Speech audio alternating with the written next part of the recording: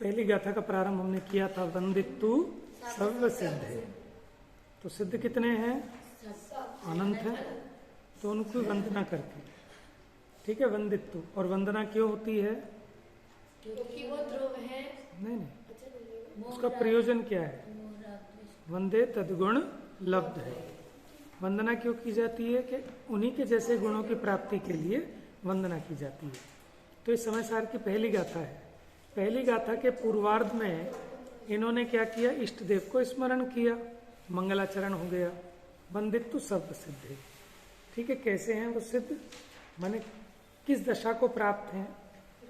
तो ध्रुव, अचल और अनुपम गति को पाए हुए हैं। कैसी है उनकी गति? गति माने दशा। वो सिद्ध दशा कैसी है? सिद्ध गति कहो, सिद्ध दशा कहो, एक ही बात है। कैसी है वो सिद्ध दशा? ध्रुव है यानी शाश्वत है। अचल माने चला चलता से रहित है। लेकिन जैसे नाचार्य की टीका में अचल की जगह अमल मिलता है। क्या मिलता है? अमल। अमल माने मल रहित है। मल माने द्रव्य कर्म, भाव कर्म, नौ कर्म, ये होते हैं मल। इन मलों से रहित है। तो वहां ध्रुव ममलम है वहां पर, यहाँ अचल है ना, वहां अमल है। अच्छा, और तीसरा क्या है? अनुपम। अनुपम माने अनोखी है, उसके जैसी और कोई दशा नहीं है। पाए हुए सब सिद्ध को मैं नमस्कार करता हूं। अब दूसरी लाइन में क्या कहा? वो छामी समय पाहुड़ प्रतिज्ञा, कि मैं क्या कहूंगा? समय पाहुड़ को कहूंगा, समय प्रावृत, ठीक है। जो आपके 12 अंग हैं उनमें से मैंने किसी अंग का कोई एक ये भाग है, वो मैं एग्जैक्ट देख के बताऊंगा कि कौन से अंग का कौन सा एक भाग उसमें प्रावृत भी होते हैं, लेकिन उन चीजों पर हम ज्यादा नहीं जा रहे।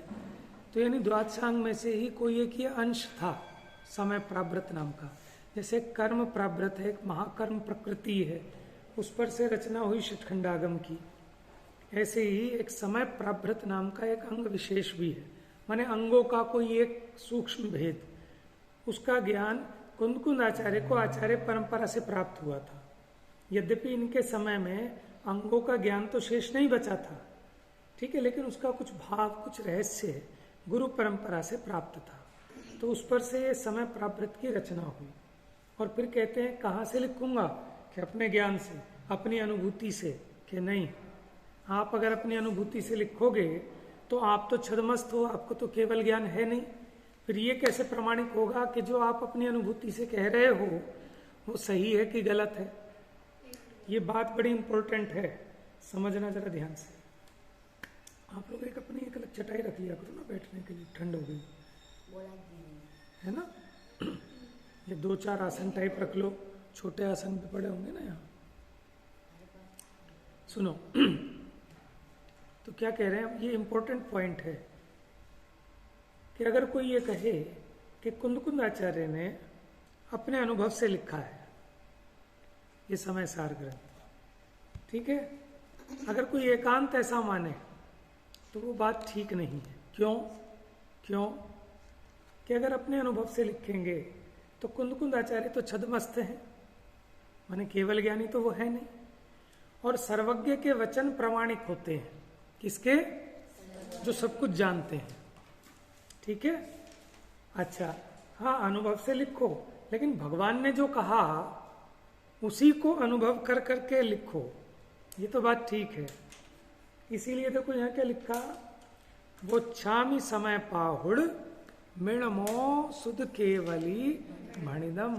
सुध केवली यानी श्रुत केवलियों द्वारा, भणिदम माने कहा गया। और श्रुत केवलियों ने क्या कहा? जो सर्वज्ञ भगवान की वाणी में आया वो श्रुत केवली ने आगे कहा। समझ में आया? इससे क्या हुआ? इससे ग्रंथ की प्रामाणिकता सिद्ध हो गई, क्योंकि सर्वज्ञ के वचन ही प्रमाण है, छदमस्त के वचन प्रमाण, क्योंकि क्षयोक्षम ज्ञान है, उससे गड़बड़ हो सकती है, उसकी अनुभूति भी तो गलत हो सकती है। ये बताओ, जितने भी एकांत ग्रहित मिथ्यात्व चल रहे हैं वो क्या अपने को ज्ञानी नहीं मानते? वो भी अपने को ज्ञानी मानते। माने जितने नाना प्रकार के शायद 6 दर्शन है ना, जैसे अद्वैत ब्रह्मवादी है, बौद्धवादी है, जितने भी एकांतवादी बड़े बड़े मठाधीश बैठे हैं, बड़े बड़े बाबा बैठे हैं, वो भी तो अपनी अनुभूति में क्या मानते हैं कि मैं परमात्मा हूं। तो उनकी अनुभूति ठीक है कि गलत है? अब कौन प्रमाणित करे कि किसकी अनुभूति ठीक और किसकी गलत? इसलिए जो शास्त्र रचना है वो केवली सर्वज्ञ के वचन अनुसार ही होनी चाहिए। कैसी होनी चाहिए? सर्वज्ञ अनुसार ही। लेकिन हम इसमें महिमा समझते हैं कि कुंद आचार्य ने तो अपनी अनुभूति में डूब कर ये लिखा है। तो इसका अर्थ पूरा ठीक समझना कि मात्र अनुभूति से नहीं, भगवान ने जो वचन कहे उन वचनों को लिखा है, लेकिन उन्होंने उन वचनों का स्वानुभव भी किया है, अनुभव से उसको प्रमाण कर करके लिखा है। ये बात तो ठीक है। तो अधूरा सत्य है वो असत्य के बराबर सही हो जाता है, अर्ध सत्य है ना, वो असत्य जैसे ही काम करता है फिर, क्योंकि एकांत हो जाएगा फिर। तो आप लोगों को मैं विशेष इसलिए बताता हूं कि आप लोग इस क्षेत्र में तत्व के प्रचार प्रसार प्रभावना के क्षेत्र में काम करेंगे तो आपको ये विवेक रखना बहुत जरूरी है। एक दिन और मैंने बताया था कि हम किसी का बखान भी करें लेकिन उसको सोच समझकर, कि हमें तो लगता है कि हम उनकी महिमा गान कर रहे हैं, लेकिन इसमें कहीं उनकी अभिनय तो नहीं हो रही। हमें क्या लगता है कि हम महिमा कर रहे हैं, लेकिन हो रही होती है अभिनय। जैसे गांव के चौधरी साहब मर गए, ठीक है, मरने के बाद क्या होता है, वो होती है ना एक 13वीं या उठावनी। अब बड़े बड़े लोग जुड़े समाज के, उनके बारे में उनका बखान करने के लिए, ठीक है। अब किसी एक का नंबर आया, उन्होंने तो भाई साहब चौधरी साहब की क्या बताऊं, इतने बढ़िया आदमी थे, इतने बढ़िया आदमी थे कि शराब तो उन्होंने आज तक सूंघ के भी नहीं देखी। क्या? शराब तो आज तक सूंघ के भी नहीं देखी, पीना तो बहुत दूर की बात है। चोरी तो उन्होंने आज तक कभी करी ही नहीं। समझ में आ रहा है? अब आप ये बताओ, महिमा मंडन हो रहा है कि महिमा खंडन हो रहा है? मानो आप कोई विद्वान आए, आप खंडन ऐसे हो रहा है, आप उनकी विशेषता कैसे बता रहे हो कि इन्होंने आज तक कभी चोरी नहीं करी? ये अरे इस तरह कोई विशेषता बताई जाती। मानो कोई विद्वान आए, आप उनका परिचय कराओ और उनका परिचय ऐसे करो, साहब ये बहुत बड़े विद्वान हैं और इतना इनका जीवन इतना पवित्र है कि इन्होंने जीवन में आज तक कभी जुआ नहीं खेला, कभी शराब नहीं पी, जेल तो आज तक कभी नहीं गए। अब बताओ ये सम्मान हो रहा है कि अपमान हो रहा है? नहीं आ रही आज्ञा को बात समझ? देखो अपमान इसलिए हो रहा है कि इन चीजों को तो, ये तो बहुत बुरी दूर की चीजें हैं, ठीक है, लेकिन आपको ये कहना पड़ रहा है तो वहां कहना पड़ेगा कि जहां ये लग रहा हो कि साहब ये सब जुआ खेलने वाले हैं, चोरी करने वाले हैं और ये उन्हीं में से आए हैं, फिर भी जुआ नहीं खेलते, तब तो उसकी महिमा हो। अरे ये तो विद्वान है, ये तो सज्जन है, तो इनका ऐसे नहीं कहा जाएगा। माने नास्ती से कर रहे हैं ना कथन, और नास्ती में क्या होता है, अरे तुम तो आज तक कभी जेल ही नहीं गए, तो इसमें अपमान है, सम्मान नहीं। तो क्या आप अपेक्षा कर रहे थे कि हम जेल जाने वालों में से हैं, हम चोरी करने वालों में से हैं? चलिए, तो इसलिए सावधानी क्या रखना कि वचन सर्वज्ञ के ही प्रामाणिक होते हैं। और दूसरी बात सुनो, कदाचित किसी को अनुभूति भी ना हो, क्या कहा, किसी को अनुभूति भी ना हो, लेकिन जैसे आगम परंपरा से आया, अगर वो उसी तरह से आगे लिखता है तो बताओ वो वचन प्रामाणिक मानोगे कि नहीं मानोगे? चलो देखो, जैसे मान लो आप लोग हैं, ठीक है, अब जैसा शास्त्र है या जैसा आपने मूल शास्त्रों को पढ़ा, अब मूल शास्त्रों को पढ़कर आपने उसका विषय संग्रहित करके अगर लिखा शास्त्र, तो वो प्रामाणिक होगा कि नहीं होगा? अब उसकी प्रमाणता का कारण क्या होगा कि आप अपनी अनुभूति से लिख रहे हो, ये उसकी प्रामाणिकता का कारण नहीं है। उसकी प्रामाणिकता का कारण ये होगा कि सर्वज्ञों के वचनों के अनुसार है तो वो प्रामाणिक है, और सर्वज्ञ के वचन के अनुसार नहीं है तो वो प्रामाणिक नहीं है। हम जो कहते हैं ना कि सम्यक दृष्टि के मुख से जिनवाणी सुननी चाहिए, नहीं तो नहीं सुननी चाहिए। तो यहाँ सम्यक दृष्टि का मतलब हम क्या ढूंढते हैं कि जिसको आत्मानुभूति हो, कि आत्मानुभूति को आप नहीं पकड़ सकते, वो स्वयं पकड़ ले, ये भी बहुत बड़ी बात है। क्योंकि वो सम्यक्त्व का परिणाम, माने जो वास्तविक सम्यक्त्व है श्रद्धा का, वो परिणाम सूक्ष्म है, केवल ज्ञान गम्य है। लेकिन आप तो अनुमान लगा सकते हैं कि भगवान के वचनों पर इसको श्रद्धा है कि नहीं है। अगर भगवान के उन वचनों पर इसको श्रद्धा नहीं होगी तो वो उतनी मजबूती से आपको समझा नहीं पाएगा, वो खुद ही डुलमुल होगा। पता नहीं है तो इसमें तो बहुत बड़ी बड़ी बातें लिख दी हैं भाई, सब कहाँ पॉसिबल है, ये तो सब ठीक है, अब लिखा है तो पढ़ लो। तो जब वो उसे खुद ही दृढ़ता नहीं होगी तो सामने वाले को वो उसकी दृढ़ता नहीं करा पाएगा। इसलिए हम कहते हैं कि जिनवाणी का वक्ता सम्यक दृष्टि ही होना चाहिए। लेकिन वह सम्यक दृष्टि का मतलब क्या? हाँ, सम्यक दृष्टि का इतना ही मतलब लिया जाएगा कि जिसको भगवान के वचनों पर अगाढ़ श्रद्धा हो, जिसे सच्चे देव का, सच्चे गुरु का श्रद्धान हो, वही पकड़ा जाएगा। लेकिन अगर आप ये सोचने लगे कि आत्मानुभूति है कि नहीं, तो आत्मानुभूति हमारे ज्ञान का विषय नहीं है कि हम किसी का पकड़ सके। ठीक है, बात समझ में आ रही है? ये कुछ ऐसे पॉइंट आपको दिए हैं कि आप और थोड़े से बड़े हो जाएंगे, जब स्वाध्याय अभ्यास करेंगे तब आपके सामने इस प्रकार के प्रश्न आएंगे, सोच विचार का आपको चिंतन का समय होगा, तब आपको ये बातें काम करें। ठीक है, तो कौन से वचन प्रमाण हैं? सर्वज्ञ के वचन प्रमाण है, छदमस्त के वचन प्रमाण नहीं है। ठीक है, तो इसलिए उन्होंने कहा मिणमो सुध केवली भणिदम, कि मैं वैसे ही कहूंगा कि जैसा सुध केवली भणिदम। इसमें दोनों अर्थ आ जाते हैं, केवली भी आ जाएंगे और श्रुत केवली भी आ जाएंगे। केवली के अनुसार श्रुत केवली वर्णन करते हैं। श्रुत केवली समझते हैं क्या होते हैं? श्रुत केवली क्या होते हैं कि जो सुन सुनकर केवल ज्ञान जैसा जानते हैं। उन्होंने केवल ज्ञानी की वाणी को सुना और सुनकर केवल ज्ञान के बराबर जानते हैं, लेकिन इनका ज्ञान परोक्ष ज्ञान है। केवली वो केवल ज्ञानी है, प्रत्यक्ष ज्ञानी है। ये श्रुत ज्ञानी, ये श्रुत केवली, ये श्रुत ज्ञान से जानते हैं उसी विषय को जिसको केवल ज्ञान प्रत्यक्ष ज्ञान से जानता है।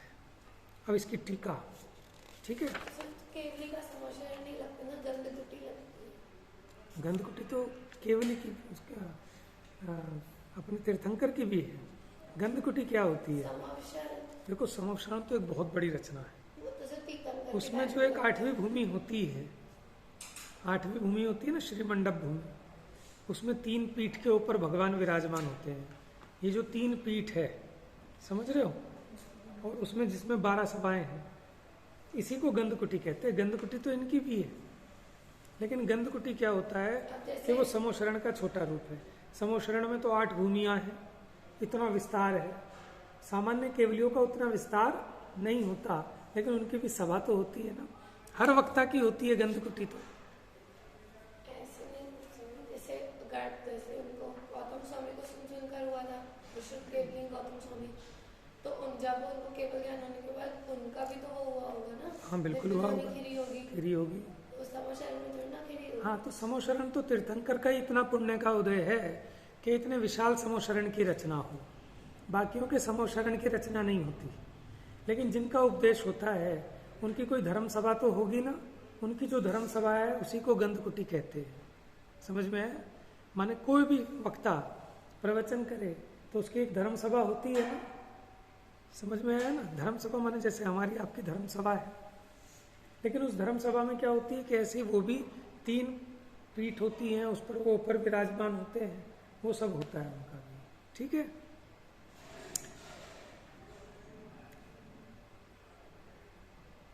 माने वो उसका एक छोटा रूप होता है, बस उतना विशाल ऐसा समोशरण नहीं होता जो समोशरण की रचना है। गंधकुटी उनका जो बिल्कुल अंदर का 8वीं भूमि के भीतर का पार्ट है, जहाँ भगवान विराजमान होते हैं, उनकी वाणी खिरती है और वहाँ उनके सुनने वाले श्रोतागण विराजमान होते हैं।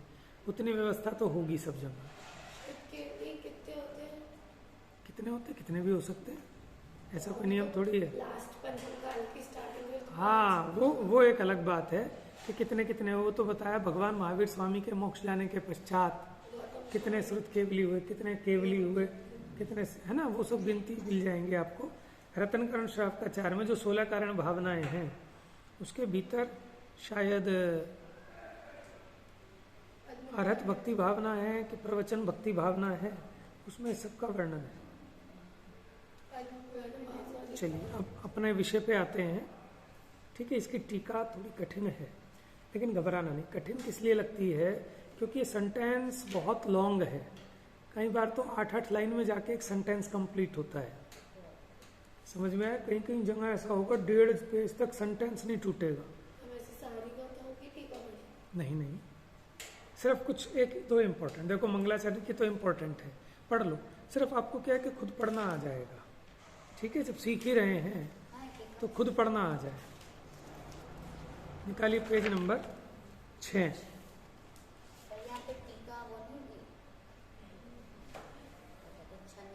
कलश, तो कलश तो आचार्य देव ने मैंने आपको बताया था ना, हर एक गाथा पे नहीं लिखे। कई गाथाएं हो जाएंगी उनके बाद लिखा, कई गाथाओं से पहले लिखे। तो अभी हमने 3 कलश पढ़ लिए। ये जो हिंदी वाला चंद है, ये छोटे दादा का लिखा। हाँ नहीं, ये वाला गुजराती है।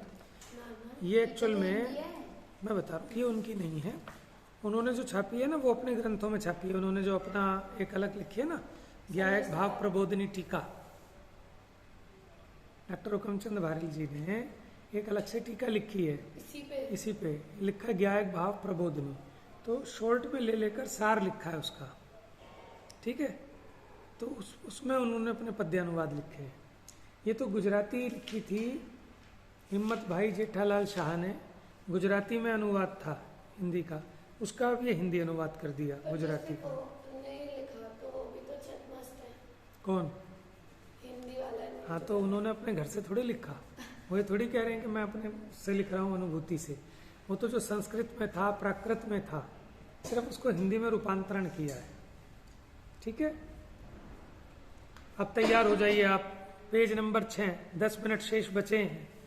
10 मिनट में पढ़ाऊंगा, लेकिन आपको समझ में आएगा। अलर्ट हो जाइए एकदम। आपको कम से कम इसका रस तो टेस्ट तो करने को मिले, कितनी गजब की टीका है। क्या हुआ सस्ती, जल्दी जाना है? देखिए, यहां अथ शब्द मंगल के अर्थ को सूचित करता है। देखो ऊपर की संस्कृत टीका है ना, ऊपर दिख रहा है आपको, लाइन से ऊपर देखो जरा, क्या लिखा है? अथ। अथ लिखा है ना, अथ। अथ होता है प्रारंभ। अथ का अपोजिट क्या होता है? इति। अथ का क्या होता है? अथ श्री महाभारत कथा। अथ, अथ माने जब प्रारंभ, कोई चिट्ठी भेजी जाती है ना, तो अथ लिखा होता है ऊपर, सबसे नीचे इति। इति माने संपूर्ण, अथ माने प्रारंभ। तो यह कह रहे हैं जो संस्कृत टीका में ऊपर अथ आया, वो मंगल के अर्थ को सूचित करता है। प्रथमतः एव स्वभाव भाव भूततया, देख रहे हैं आप ऊपर, प्रथमतः एव स्वभाव भाव भूततया, मिल रहा है आपको कि प्रथम तो स्वभाव भाव भूत ध्रुवत्व मवलंबन। देखो अब आप अगर कोशिश करें तो संस्कृत टीका से भी आप अर्थ समझ सकते हैं।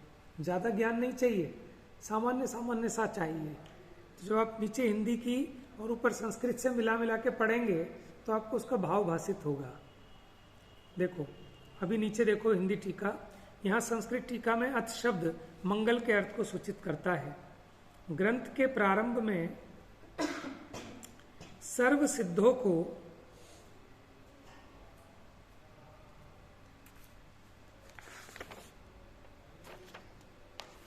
आपकी पुस्तक में भी यही है ना जो मैं पढ़ रहा हूं।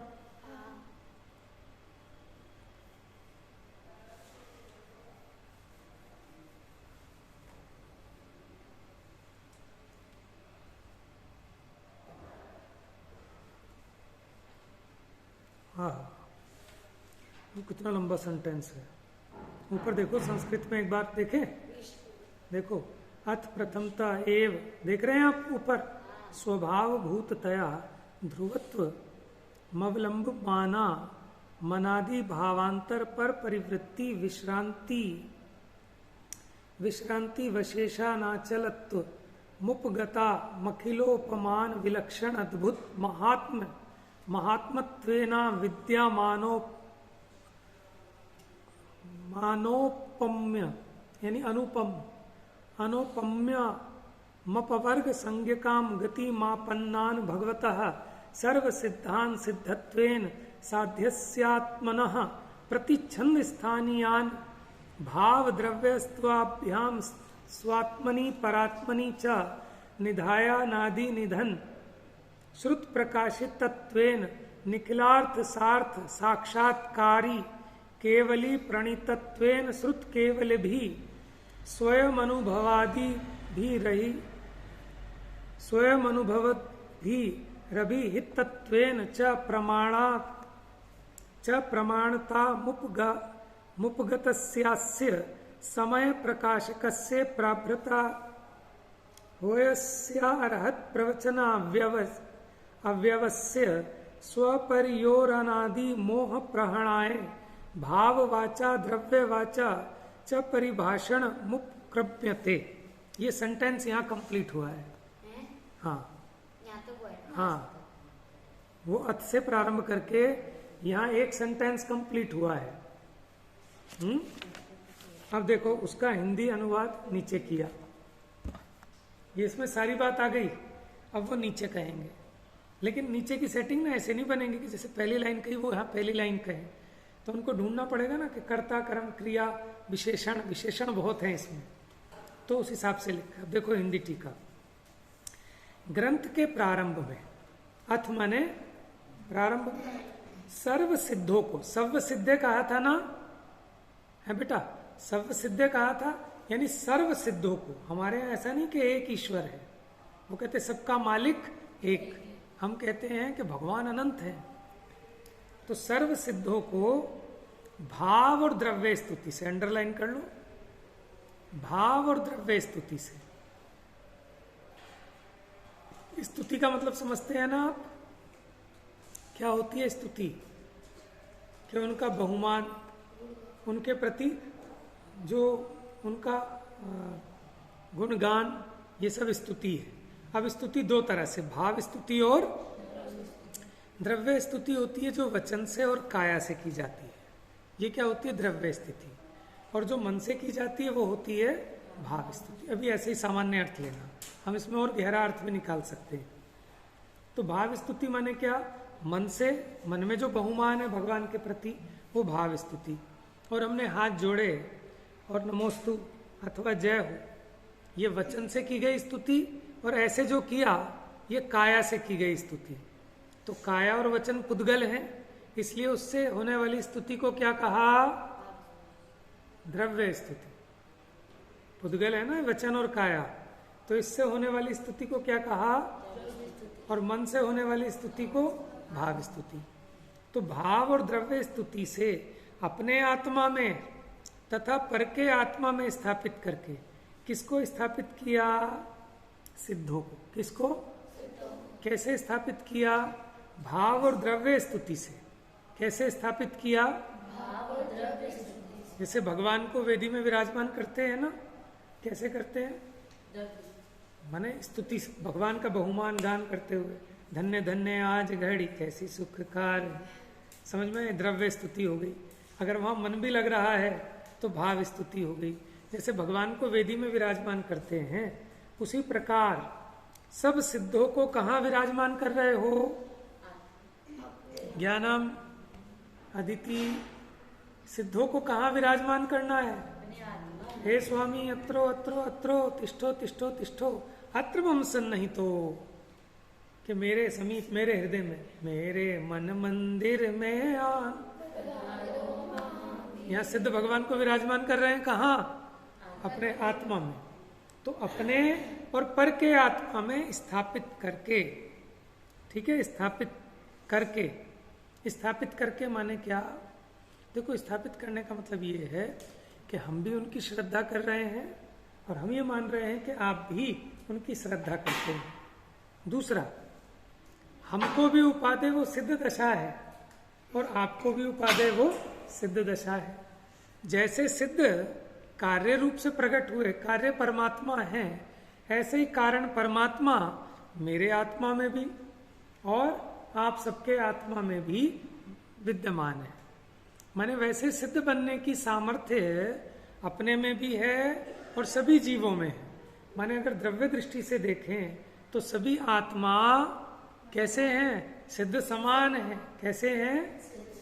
सिद्ध समान है। समझ में आया?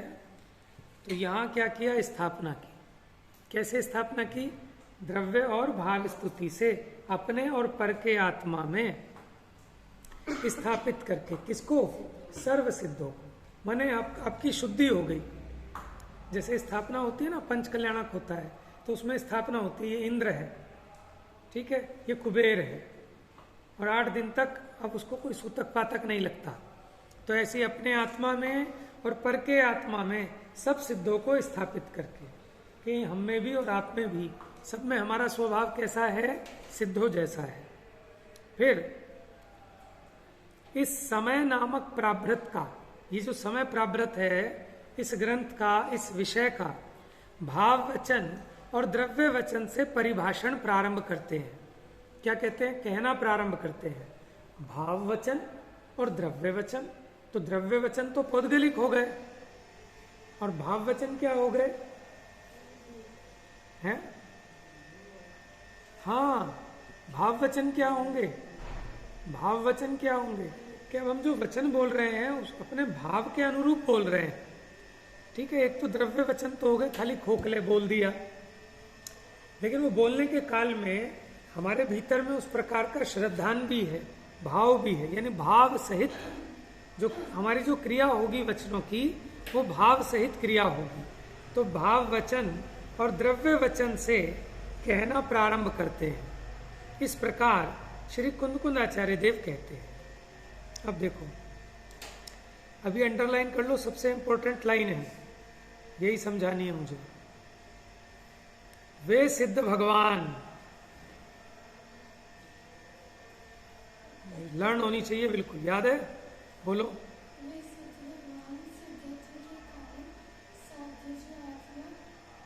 उसके, वेरी गुड, ये अभी के अभी रट लो आप लोग। वे सिद्ध भगवान सिद्धत्व के कारण, ठीक है, साध्य जो आत्मा उसके प्रतिच्छंद के स्थान पर है। प्रतिच्छंद समझते हैं आप? सब्स्टिट्यूट, प्रतिच्छंद, ऑन बिहाफ। ठीक है, कि जैसे आज मान लो आपके टीचर एब्सेंट हो गए, तो आज मैं आपके टीचर की जगह हूं, है ना। अरेंजमेंट तो अलग चीज हो गई, वो तो अरेंजमेंट मैंने होता है कि हमने दूसरा अरेंज कर लिया, लेकिन उसके प्रतिच्छंद पर हूं, यानी अगर वो नहीं है तो उनकी जगह आज मैं। तो वे सिद्ध भगवान कैसे हैं? क्योंकि वो सिद्ध दशा को प्राप्त हो गए। सिद्धत्व के कारण साध्य जो आत्मा, अब हमारा साध्य क्या है कि ऐसा आत्मा साध्य है ना। हमें कैसा चाहिए अपना आत्मा? क्या उनके जैसा चाहिए। जैसा उनका आत्मा शुद्ध हो गया, हमें भी वैसा ही आत्मा साध्य है। साध्य समझते हैं? वैसा हमें सिद्ध करना है। वो सिद्ध हो गए, हमको सिद्ध करना है। नहीं आई बात समझ? वो तो सिद्ध हो गए और हमें सिद्ध करना है। सिद्ध कैसे करेंगे? कि ये सारा काम अपने में होना है, अपने ज्ञान में, श्रद्धान में, आचरण में, ये सिद्ध करना है। तो वे सिद्ध भगवान कैसे हैं? क्योंकि उनको सिद्धत्व दशा व्यक्त हो गई। तो सिद्धत्व के कारण साध्य जो आत्मा, हमें कैसा आत्मा साध्य है? जो द्रव्य कर्म, भाव कर्म, नो कर्म से, बेटा सुनने में ध्यान दो, अभी ये बात समझ में नहीं आएगी फिर। सिद्धत्व के कारण साध्य जो आत्मा उसके प्रतिच्छंद के स्थान पर है, माने जैसा मुझे मेरा शुद्धात्मा चाहिए प्रकट, वो उसके माने लाइव एग्जाम्पल है। बात समझ रहे हैं? जैसे मुझे अपना कोट सिलवाना है, ठीक है, अब मैं दर्जी के पास गया कि भाई बताओ कैसा कोट सिलेगा इस कपड़े में से। अब वो दर्जी एक सिला सिलाया कोट दिखाता है कि देखो सब ऐसा सिलेगा। हमने पहन के देखा, मजा आ गया, ऐसे ही सिल दो भैया बिल्कुल। या फिर वो कहेगा भाई साहब आप अपना कोई पुरानी शर्ट दे दो, आपको शर्ट सिलवानी है, कैसी सिलवानी है वैसी आप एक शर्ट दे दो। तो हम उसको दे देंगे, तो वो उसको देख देख कर बिल्कुल उसके साइज की हमारी शर्ट सील देगा ना। तो हमें जब भी कोई काम करना हो तो जैसा काम करना है उसका कोई एक आदर्श, उसका कोई एक प्रेरणा स्रोत कोई ऐसा चाहिए ना कि जिसको देख देख कर हम भी अपना वैसे मैचिंग कर करके वो काम कर ले। तो जो हमें क्या साध्य है, हमें सिद्ध दशा साध्य है। हमारा साध्य क्या है? सिद्ध दशा। लेकिन हमारी सिद्ध दशा, तो हमारी सिद्ध दशा तो अभी व्यक्त हुई नहीं, तो जिनकी हो गई हम उस सिद्ध दशा को अपनी साध्य दशा के स्थान पर रखते हैं। यद्यपि उनकी सिद्ध दशा उनके लिए है, मेरे लिए नहीं है, लेकिन फिर भी वो मेरे को प्रेरणा स्रोत होते हैं कि हे भगवान, जैसी ही दशा आपकी प्रकट हुई वैसी ही दशा मेरी भी प्रकट हो गई। बात समझ में आई? इसका अर्थ इतना ही है कि आप तो प्रकट हो गए, व्यक्त हो गए, है ना।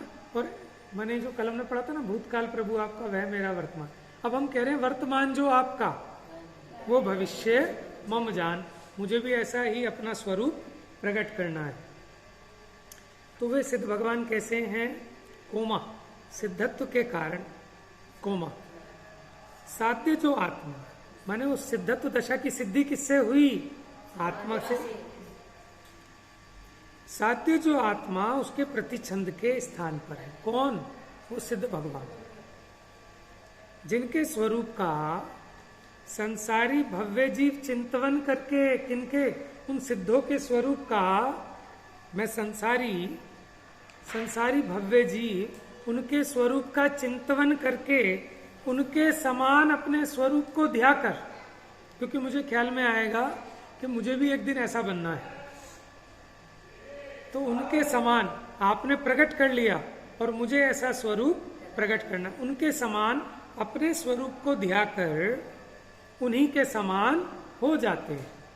ये इसका अर्थ है कि वे सिद्ध भगवान सिद्धत्व के कारण साध्य जो आत्मा उसके प्रतिछंद के स्थान पर है। मतलब क्या? इसका मतलब ये बताया कि उनके स्वरूप का संसारी भव्य जीव चिंतन करके उन्हीं के समान हो जाते हैं और चारों गतियों से विलक्षण पंचम गति को प्राप्त करते हैं। और पंचम गति कैसी है? ऊपर आया था ना कि स्वभाव भूततया, कि वो स्वभाव से उत्पन्न हुई है, कर्म के उदय से उत्पन्न। बाकी चारों गतियां स्वभाव भूत नहीं है, वो कर्म के उदय से उत्पन्न होती है। लेकिन ये गति कैसी है कि जब सब कर्मों का नाश हो गया तब ये सिद्ध दशा होती है, स्वभाव रूप है, इसलिए ध्रुवत्व का अवलंबन करती है। ध्रुवत्व माने शाश्वत रहती है, क्योंकि कर्म के उदय से होती तो कर्म का अभाव होने पर नष्ट हो जाती, लेकिन ये किसी कर्म के कारण नहीं हुई, स्वभाव से हुई है, इसलिए कैसी है? ध्रुव है। चारों गतियां पर निमित्त से होती हैं, इसलिए ध्रुव नहीं है, विनश्वर है। ध्रुव विशेषण से ये सिद्ध हो गया कि पंचम गति का नाश नहीं होता और वह गति अनादि काल से पर भावों के निमित्त से होने वाले पर में भ्रमण, उसकी विश्रांति के वश अचलता को प्राप्त है। अनादि काल से ये जीव जो पर द्रव्यों में, पर भावों में परिभ्रमण करता था, अब उससे इसकी शांतता हो गई, ठहराव हो गया, इसलिए हो गई अचल। अब यहाँ से चलाचल पना नहीं रहेगा। इस विशेषण से चारों गतियों में पर निमित्त से जो परिभ्रमण होता था उसका पंचम गति में अभाव हो गया, व्यवच्छेद माने अभाव हो गया।